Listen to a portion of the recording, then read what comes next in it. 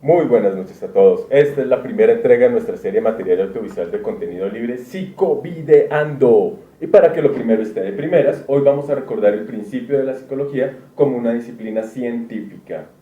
Aunque, si bien es cierto que todas las culturas han desarrollado sus propias teorías sobre el comportamiento humano y de alguna manera todas las personas tenemos la necesidad de comprender al otro, tal es así que se pueden ver varias explicaciones de carácter psicológico en una amplísima cantidad de documentos diversos pues a nivel histórico, ¿no? Sin embargo, el conglomerado de principios teóricos y metodológicos que conforman la psicología como actualmente se ve, se debe a una serie de desarrollos de carácter histórico. Vamos a mencionar algunos postulados de algunos autores muy sobresalientes. Y desde luego, para remontarnos, como toda nuestra historia occidental, hasta Grecia, donde sobresale principalmente el aporte de Platón, quien abordaba varias preguntas de carácter psicológico, como las personas nacen con ciertas habilidades especiales, nacen con determinada personalidad, cómo el individuo aprende sobre lo que lo rodea, algunos pensamientos son innatos o son adquiridos. Claro, desde luego todo esto respondía a unas necesidades históricas. Por ejemplo, era importante saber si había una casta de guerreros, es decir, si los guerreros nacían guerreros o había que entrenarlos. ¿Cómo seleccionamos a los guerreros, por ejemplo? Platón planteaba algunas de las ideas de un mundo de la materia, dando con esto un lugar de la dualidad mente-cuerpo. Ustedes recordarán que él planteaba el mundo de las ideas y básicamente para explicar por qué de alguna manera siempre vemos el mismo objeto aunque los objetos sean diferentes, es decir, con todas las diferencias que pueda haber en todas las gallinas del mundo son muy diferentes, sin embargo cada vez que vemos una gallina vemos la gallina. Para poder explicar esto, y es más, cómo nosotros podemos recordar una gallina aun cuando la gallina no está. La postura de Platón entonces nos señala que nosotros tenemos que existe la idea, es decir, la gallina, y que lo que estamos viendo en el mundo actualmente son las últimas copias imperfectas de esa gallina. Eso de alguna manera pues, nos permite ver un poco el concepto sobre los objetos que estamos viendo. En el caso de los perros pues es peor, ¿no? Las razas de perros varían muchísimo, pero en todas ellas vemos un perro. Entonces, Platón nos dice que existe entonces una idea de un perro perfecto, lo que vemos son sombras de esos perros, por eso es la analogía de la caverna y el mito de la caverna. Platón tuvo un gran discípulo, que es el señor Aristóteles, quien creía en un solo mundo real. O sea, él no se comía el cuento del mundo ideal y el mundo real, sino que solo existe el real.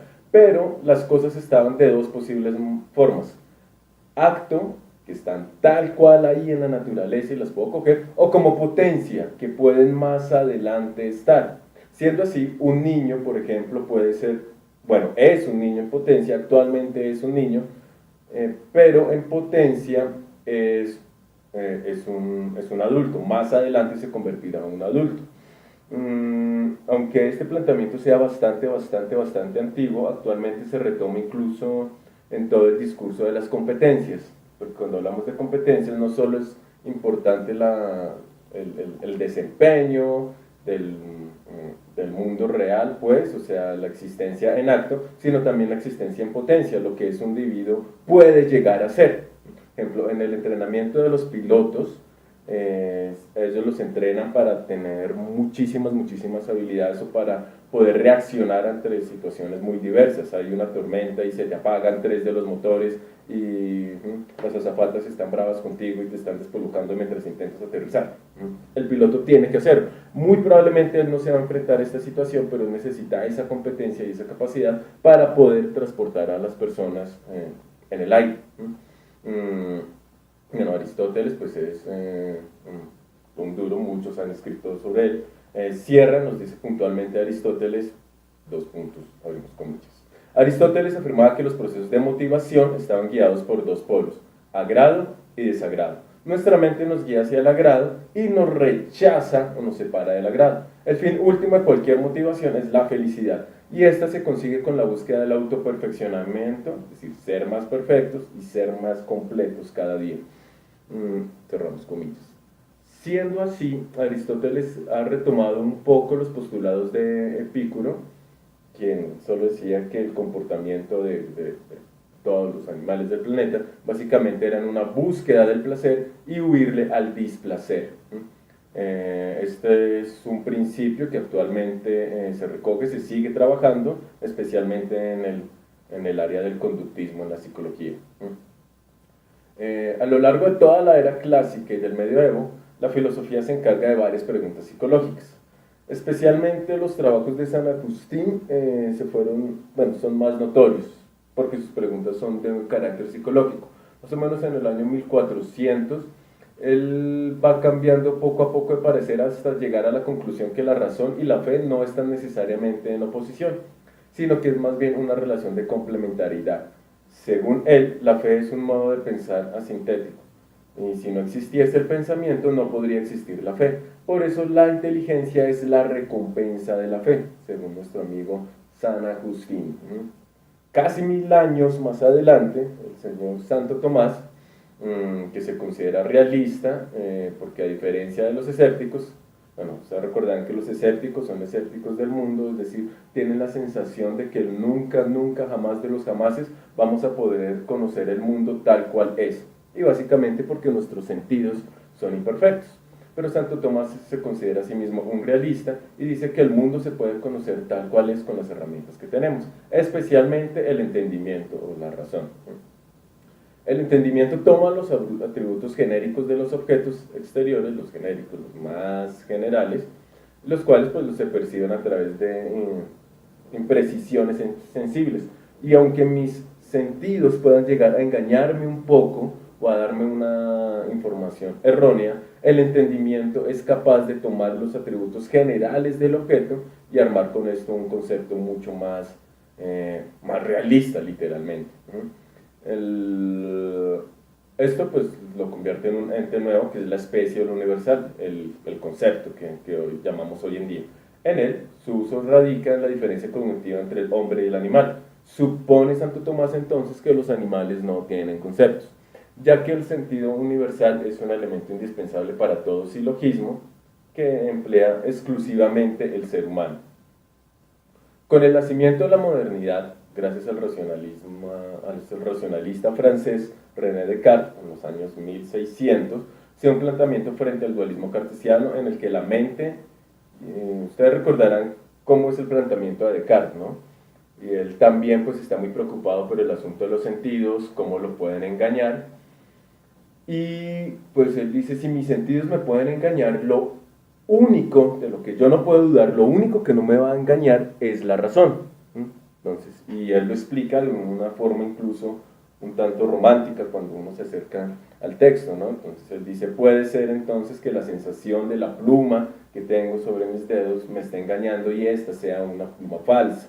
Puede ser que la chimenea en realidad no esté calentando, sino esté enfriando y mis sentidos me hagan pensar que está calentando. Puede incluso entonces pensar que la silla en la que estoy sentado es falsa, incluso la sensación de esta hoja de papel en la que estoy escribiendo es falsa. Si esto es así, y yo puedo dudar de todo, lo único que no puedo dudar es de que estoy dudando. Y ahí es cuando él lanza su máxima, que es, a mi modo de ver, una de las expresiones más fuertes de todo el pensamiento occidental: pienso, luego existo. Claro, si dudo de todo, de lo único que no puedo dudar es de que estoy dudando. Y si dudo es porque puedo pensar. Y eso es un planteamiento pues loquísimo. Entonces miren que él retoma esa división que hay entre lo que llamamos mente y el cuerpo, o la realidad cognoscitiva y el mundo real. Están divididas para Descartes, es decir, no estamos hablando exactamente de lo mismo. Entonces Descartes se pregunta, bueno, si la mente y el cuerpo están separados, ¿cómo se unen? Porque finalmente pues a través de algo, la mente le puede enviar señales al cuerpo para que se muevan. Entonces debe haber algo para que se muevan las manos. Antes había un modelo en el cual dentro de la cabeza de uno había como un titiritero, y el titiritero entonces jalaba las cuerditas, que en este caso son los tendones, y así le podía enviar entonces las señales de movimiento. Entonces, si yo quiero mover este dedo, lo que hace el titiritero es jalar la cuerdita precisa que jala al tendón y mueve este dedo o este otro. Sin embargo, pues este sería un modelo circular, ¿no? Porque entonces uno tendría que preguntarse, ¿y entonces quién mueve al titiritero? Y se hace una explicación infinita. Descartes es el primero que señala que eso que nosotros llamamos mente o la razón está en el cerebro y se comunicaba a través del cuerpo por medio de un sistema de presión hídrica desde la glándula pineal. Pues él abre algunos matachos en el mundo y descubre que la médula espinal está llena de cierto líquido, que dentro del cerebro está el líquido encefalorraquídeo, y entonces él suponía que a través de juegos de presión el cuerpo se podía mover.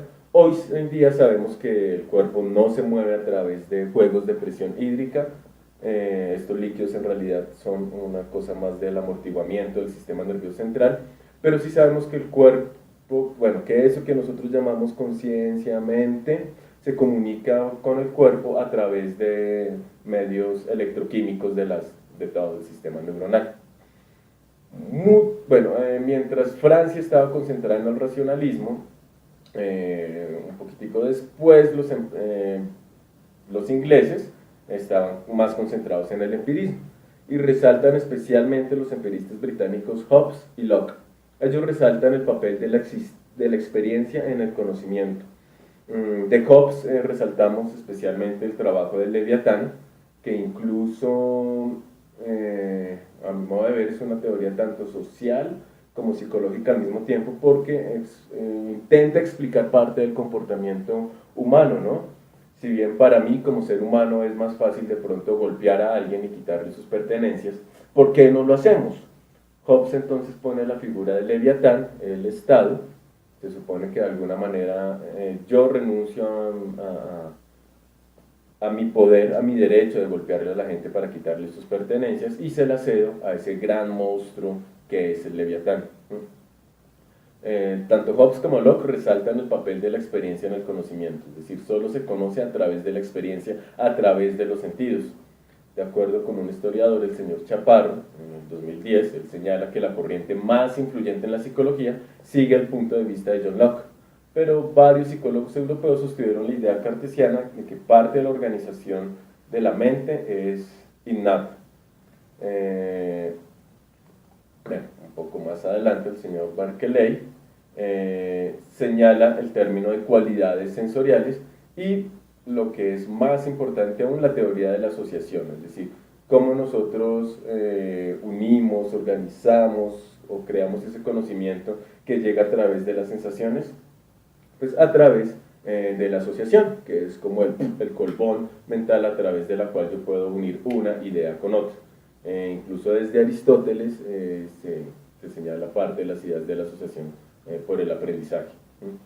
El señor David Hume más adelante hace un postulado mucho más fuerte al teorizar o darle más fuerza a los términos de sensación, de representación y de idea. Tal como lo señala una fuente, Wikipedia, se dice: las sensaciones son experiencias primarias capaces de dejar una huella en la memoria y volver a presentársenos como representaciones. Estas representaciones son paralelas a las sensaciones. Entonces, miren hasta ahí una cosa. Lo que llega del mundo a la mente a través del sentido, de los sentidos, es una sensación.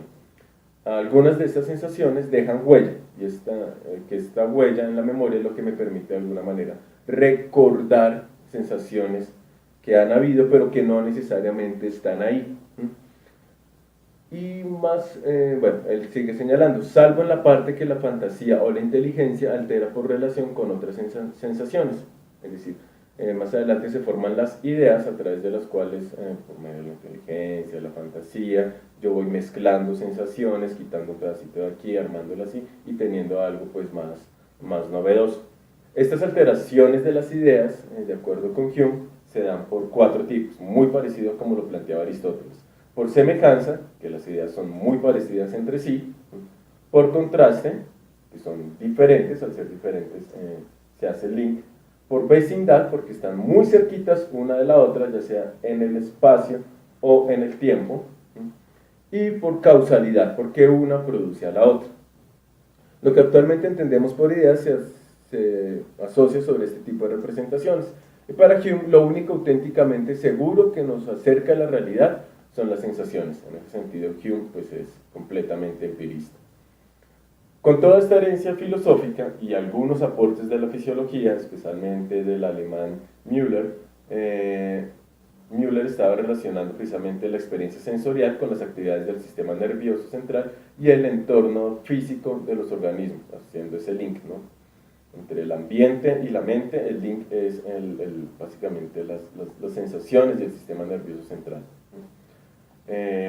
Con esta herencia, por ahí hay un señor, el señor Gustav Theodor Fechner, el man estaba interesado básicamente en los fenómenos de la percepción, es decir, por qué vemos colores, en qué momento una luz deja de ser agradable y se vuelve intensa. Y él desarrolla todo un método muy sofisticado que pretende evaluar la intensidad de los sentidos, de las sensaciones, perdón. Es decir, yo puedo de alguna manera medir la intensidad del volumen físico de algún sonido. Pues eso tiene que ver con la amplitud de la onda, ¿no? Entonces está la onda, entre más amplia es la onda, es más fuerte el sonido. Sin embargo, la relación que hay entre la intensidad de ese sonido y cómo yo lo percibo, qué tan intenso es, no es proporcional, no es directamente proporcional. Él de hecho propone un modelo, el de los decibeles, que actualmente lo utilizamos, un modelo logarítmico, que nos permite pues dar esta relación muy bien hecha. Y él pues continúa así con varios fenómenos perceptivos. Entre ellos lo que se llama las DAP, las diferencias apenas perceptibles. Dentro de este contexto, también en Alemania, está el señor Wilhelm Wundt, quien es considerado nuestro padre, el papá de la psicología. Él funda en 1879 el primer laboratorio de psicología experimental en Leipzig. Ustedes habrán dicho, bueno, pero ¿por qué se le considera Wundt el papá de la psicología si incluso antes de Wundt habían algunas teorías psicológicas? E incluso Aristóteles escribió un texto que se llama Psicología, es decir, Tratado del Alma. Porque con este señor, el señor Wilhelm Wundt, lo que buscaba es aplicar todo el método de la ciencia a las preguntas psicológicas. Porque antes de esto, todas las preguntas psicológicas se habían tratado, como ustedes ya lo vieron, desde la filosofía. Entonces, Wundt es el primero que le impone este carácter científico y experimental a la psicología. Y más importante aún, aunque los textos no le dan tanto valor, es la primera persona que que está formando estudiantes alrededor de este nuevo campo. Pues para que se pueda sobrevivir como disciplina tiene que haber gente, un relevo generacional. Y Wundt se preocupó a través de sus estudiantes de que la psicología no muriera, porque hubo gente que seguía estudiando la psicología. Wundt es famoso por emplear su método de la introspección. La introspección pues básicamente se basa en la capacidad autorreflexiva de la mente. Pero, y adicionalmente incluir los reportes verbales de los sujetos experimentales. Entonces, a los sujetos experimentales de Wundt los sentaban en algún lado y les decían, bueno, acuerde de su mamá. ¿Qué está haciendo para acordarse de su mamá? Entonces el sujeto experimental, supongo yo, decía algo como, pues a ver, yo primero empiezo a dibujar la mandíbula de su cara, ahora le pongo pelo, ahora tiene los ojos, tiene una nariz, estoy dibujando más o menos el color de la piel de ella, verdad, los lunares. A través de ese proceso, pues digamos, era más o menos la única estrategia que había en el momento para reconstruir cómo es la arquitectura mental. Desde luego Wundt no se queda en la introspección, porque recuerden que él, siendo positivista, queriendo imprimirle ese carácter científico, pues la idea es hacer no solo experimentos, sino mediciones, control de variables, y bueno, todo ese cuento del cual ya hemos hablado. Entonces, para poder hacer un reporte más completo, pues Wundt no solamente utilizaba la introspección, sino otros métodos de medición. Se incluían medidas pues, objetivas como los tiempos de reacción, las asociaciones de palabras. Con el equipo que él tenía con sus estudiantes se identificaron dos elementos básicos de la vida mental, las sensaciones y los sentimientos. Wundt llama a su propia corriente el voluntarismo. Wundt no solo se preocupa por los fenómenos psicológicos individuales, sino también por unos fenómenos de un carácter más social. Él escribe un texto lindísimo que es la Volkspsychologie, psicología, de los más se le llaman a uno, psicología de los pueblos, pero señalan que la traducción más correcta es la psicología de la cultura. Entonces miren que desde aquí, desde el mismo surgimiento de la psicología, desde nuestro papá, pues, la psicología está preocupada por esos dos aspectos, la parte individual del sujeto, de su mente, de cómo funciona, sistemas perceptivos y qué relación tiene con la parte fisiológica, es decir, la parte, digamos, casi que ontogénica, y, no, ontogénico está muy utilizada, la parte pues más individual, y la parte social al mismo tiempo, como un grupo de individuos se comportan de determinada manera, ¿vale? Bueno, más adelante estaremos viendo pues cómo a través de, después de Wundt, se crean otras escuelas, algunas desde luego apropian los postulados científicos de Wundt, hay otros, como desde el psicoanálisis o de la investigación cualitativa, que rechaza este carácter positivista de la psicología y busca darle un carácter más ontológico, más ontogénico, más relacionado con el sentido que con las mismas mediciones o los aspectos fisiológicos que a veces queremos hacer. Bueno, queridos amigos, creo que esto es todo por hoy, me extendí un poco más del tiempo y pues nos veremos en otra entrega de este video de Psicovideando. Hasta luego.